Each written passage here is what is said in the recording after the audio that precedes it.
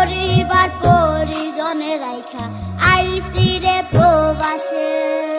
মাথারে গাম পায়ে ফালাই পাঠাই টাকা দেশে।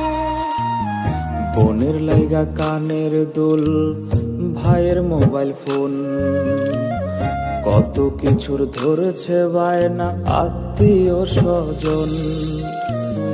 হইছে কতদিন আমার মারে দেখি না, খেয়ে মারা চলে মুখ মুছতে পারি না।